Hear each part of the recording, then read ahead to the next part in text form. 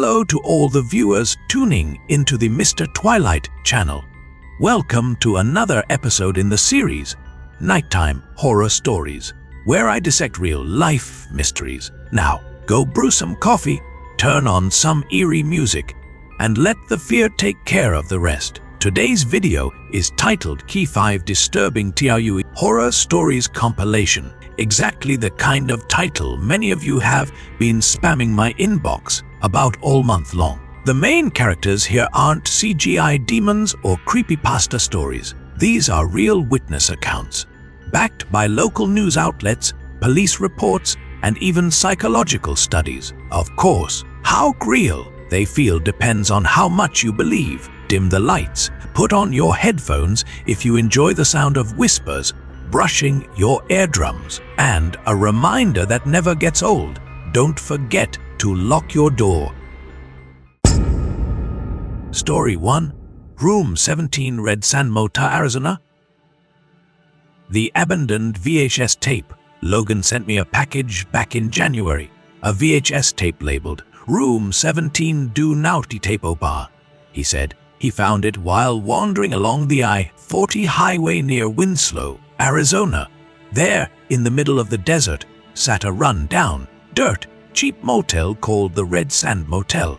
Its previous owner went bankrupt and abandoned it in 1998. Logan, the kind of traveler who prefers dust to diners, slipped inside looking for a place to crash, turned on his flashlight, and dragged a chipped CRT TV out of the manager's office to try the tape. The tape began with a bright green screen, then showed the timestamp August 14, 1998, 2:30 a.m. The shot was fixed directly at the door of room 17. The camera didn't move, just the background hum of a fan. Logan said, "I thought tape was tased blank, but then, around 2:21 a.m., a long-haired man in a sweat-soaked tank top staggered into frame from the hallway and knocked hard on the lens. Bang, bang, bang, but there was no sound. He seemed to say something, but his lips were cracked and his teeth coated in dust. The camera stayed silent as stone. A minute later, the hallway light began to flicker and the man disappeared like the footage had been cut. In his place stood the back of a child, thin shoulders, messy hair, right at the door of room 17. Logan hit pause and swept the flashlight around the real room. Desert wind screamed through a broken window. No child, but the door to room 17, where he was crashing for the night, was unlocked, though he swore he had latched it all night.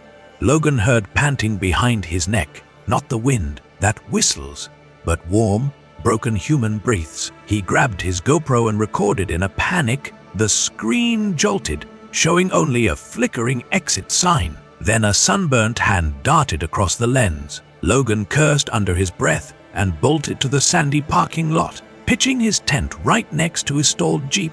By morning, he returned. On the door of room 17 were deep, parallel scratch marks, so deep they exposed the rotting wood fibers underneath. The room was buried in desert dust, but in the middle of the floor was a single, wet footprint.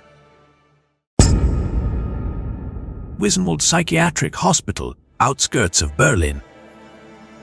The forbidden footage. Helena Koch, a 27-year-old German influencer known for exploring abandoned places, reached out to me. "Want exclusive footage? I've got a clip from Ward E, where the last patient vanished." Of course, I wasn't going to pass up on a mystery like this. Wissenwald Psychiatric Hospital shut down in 2004 after a scandal involving illegal electroshock therapy. Ward E was sealed off even earlier. In 2002, 2 nurses went missing there, and a doctor later hanged himself in the group therapy room. Authorities slapped a medical seal on it. Gefahren Bereich, do not enter. Helena snuck in at midnight, bringing a 4K camera and 2 backup batteries. Her companion was Max, an independent cameraman. After slipping through 3 layers of rusted iron gates, she finally entered. A long, dim hallway stretched before them. Medication charts still clung to the walls. Haloperidol, clozapine, lithium.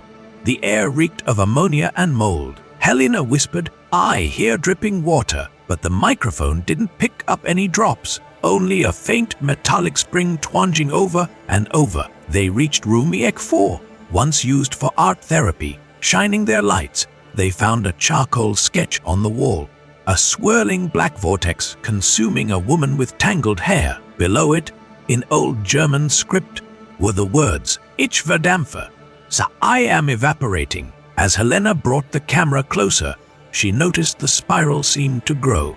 She stood frozen, observing. The image wasn't moving, the wall wasn't changing, only the spiral. It was darkening. Suddenly, Max shouted, "Zur, Ak, Bach, back," and bolted. The footage trembled violently, but I could just make out a face peering from the wall's edge, hair covering one eye, jaw open unnaturally wide. Black and hollow, they fled to the ground, floor elevator, hoping to escape. The absurd part, the hospital had been without power for nearly 20 years, yet the elevator doors opened, bathed in yellow light. The control panel showed no numbers, just a symbol. Max hit it randomly. The lift shook. The display read BUS 2, then Octaves 3, HUFUS 4, floors that didn't exist on any blueprint. The doors opened into a hallway of wet tiles and mirrored walls. Helena later said she heard a lullaby, sung in old German. In a cracked teenage voice, the corridor stretched out before them, soaked and glistening. Mirrors on both sides reflecting two figures, and a third, unusually tall, pale, faced one standing behind them. Max frantically hit the door buttons. Open, alarm, but the cabin wouldn't move. For 21 seconds, the footage showed eerie stillness, then blackout. In that darkness, the mech recorded the sound of metal scraping the cabin wall and Helena whispering, "Is Atmet hinter mir?" It's breathing behind May. When the GoPro's emergency light flicked on, the elevator was empty. Helena stood alone. Max had vanished.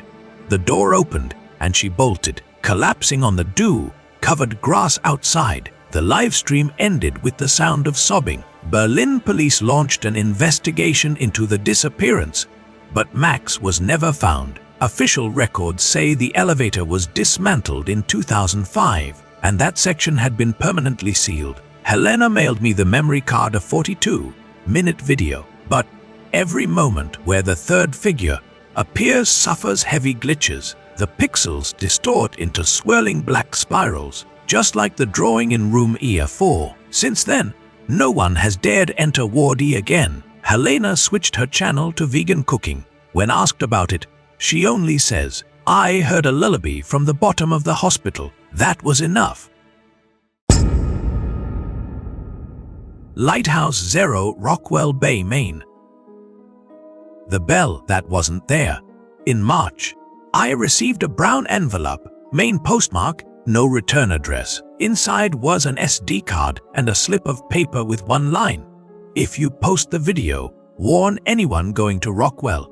Do naughty, ring the lighthouse bell." After some digging, I learned Maine is known for its foggy coastal towns, but oddly, Rockwell Bay isn't on Google Maps. Locals avoid talking about it, as if afraid of something unspeakable. Drone footage and the ghost bell. The SD card contained 18 MP4 clips shot by Elliot Harris, 35-year-old documentary filmmaker. He had rented a seaside cabin in Rockwell and launched a drone to survey the area. In Clip 01, we see a lone white lighthouse perched on a rocky cliff with a brass bell hanging from its frame. Strangely, the lighthouse had been decommissioned since 1956, when shipping routes changed, and government records state the bell was removed in 1958. Yet in the video, it's clearly still there. Clips 04 recorded at 5 a.m. shows heavy fog. Still, the drone mech captures the bell tolling. Doom, doom. Elliot speaks into the mech. "There's no wind. Why is the bell ringing?" His handwritten notes say, "Night 2, 3:34 a.m. Someone knocked 3 times. When I opened the door, only a puddle of full-smelling water was there. Night 4 try. I dreamed the lighthouse glowed red. The bell's rhythm synced with my heartbeat. The next morning, he followed a trail of fish blood leading from his cabin to the shoreline. then vanishing into the surf. On the lighthouse steps, he found a crumpled child's life jacket stamped with "I Sile." The print hadn't faded, and shockingly, I confirmed the design was new, manufactured in 2024. The final clip, in the last clip, Elliot live streams from his phone. At exactly 12:00 a.m., the bell suddenly chimes. 7 rapid tolls. Behind him, through the fogged window, the lighthouse flares bright red. Wind howls through the cabin as the door bursts open. Through the mist, a child appears, wet-haired, crawling on all fours, clutching the I-Sail life vest. Elliot screams and stumbles back, visibly terrified. I freeze, framed one shot. The child's eyes are ghost, white mouth agape like a fish out of water, neck unnaturally long and twitching. The camera falls, filming upward. Seawater pools on the cabin floor, rising unnaturally fast, as if pumped in. The screen slowly blacks out, but audio continues, waves crashing inside the room. For 23 straight minutes, the aftermath. Knox County Police sent a search boat after Elliot was reported missing. They found the cabin locked from the inside. Once inside, they discovered his gear floating, everything soaked, but there was no body. And the lighthouse bell, on site, it didn't exist. Just a crumbling concrete stump. No light, no bell. Worse still, I found a 1955 report of a fishing boat named Sail Zeal that sank near Rockwell. 7 fishermen and 1 young girl. Her body never recovered. The lighthouse bell reportedly rang 7 times in warning, then fell silent forever until Elliot's footage. The co on the life vest, the ship name Sail Zeal, the Zadra Trowder timestamp. Coincidence or something else? What do you think? Shaft 9, Black Hollow Coal Mine, West Virginia. If something's breathing down there, it sure doesn't need oxygen. Donald Cooper, retired miner. Last April, I received a heavy package, an old Maxell cassette wrapped in electrical tape, along with a notie. Don't play this at night. The sender was Donald Cooper, 68, a former night shift miner at Black Hollow, a coal mine permanently shut after a methane explosion in 1986. 12 miners died. Shaft 9 was sealed forever. Curious, I loaded the tape into an old deck. For the first 40 seconds, only the sound of howling wind, then Donald's whisper. I went back to Shaft 9 Adam, not out of curiosity. I still hear them knocking. Right after that, the mic captured 3 sharp metallic bangs, identical to the miner distress code. 3 short, 3 long, 3 short. But here's the catch. Donald had left the night shift before the explosion. He never heard that signal firsthand. Descent into Shaft 9. 2 weeks later, a YouTuber named Rusty Vlogs, real name Russell, Hayes, contacted me. I've got footage from Black Hollow. Wanna collaborate? He's known for exploring abandoned mines to chase views. I warned him not to, but of course, likes and subscribers trump caution. On April 18, Rusty and his cameraman Ben broke the seal on Shaft 9, strapped GoPros to their helmets, and livestreamed to 5,000 fans.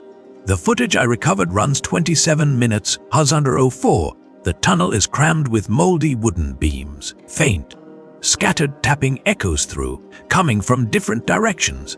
Zo 532 cold dust swirls suddenly, forming a vortex. A low figure darts past the flashlight beam. Rusty yells, Ben, did you see that? Ben swings the light, but there's nothing, just the bare wall. Held entry 47. The camera tilts as Rusty slips, facing up. The frame catches black handprints under a support beam. 5 fingers, each twice the length of a human's. 18 trail 5 audio cuts, replaced by rhythmic, raspy breathing, unnervingly close to the mic. Rusty curses, slaps the GoPro, but the breathing persists, stacking over itself. 2-3-11, Ben disappears from the frame. Rusty shouts hoarsely, only to be answered by 3 knocks, louder, closer each time.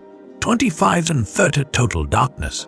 But the low light sensor catches 2 yellow orbs, cat-like eyes, level with the ceiling. Rusty screams, "No!" and the clip cuts. Aftermath. and the vanishing rescue team searched for a week. All they found was Rusty's helmet. Inside it, a single suit, black handprint with finger marks resembling a child's claws. Nearby lay the shattered cassette Donald had mailed me. Donald. He vanished the same day as Rusty's live stream, despite GPS data showing him 50 kilometers away from the mine. Since then, Shaft 9 has been reinforced with 2 layers of steel plating. But here's the part that chills me most. Whenever I replay that cassette, exactly at 2:17 a.m., the player automatically shuts off. No power surge, no tape defect, just cuts off, and not one engineer has been able to explain why. The sunken church of Fave T. Mary's Lake Shadwell, Ontario, Canada. The lake's surface is a mirror of time.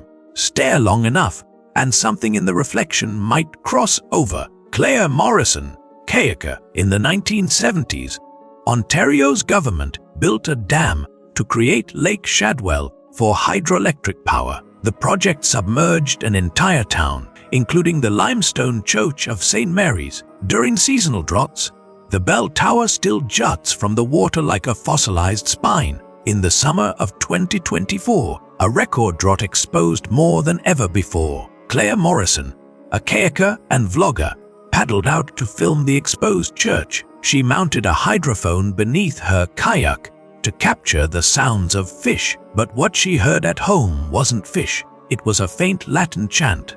Salva nos, Domin, save us, O Lord. 3 days later, Claire returned with her boyfriend Derek to dive into the church. Their plan was to enter through a stained glass window, now just half a meter above the waterline. In the vlog, Claire was startled to see an oak confessional, typically heavy, bobbing eerily, circling the tower as if baiting them. Derek filmed underwater, algae, streaked floor tiles, and in the center Azel, what looked like flickering candlelight, impossibly deep below the murky surface. He adjusted focus and caught a hooded figure kneeling at the altar. When Derek tapped Claire and looked again, the figure dissolved into a stream of bubbles that spiraled up to the dome.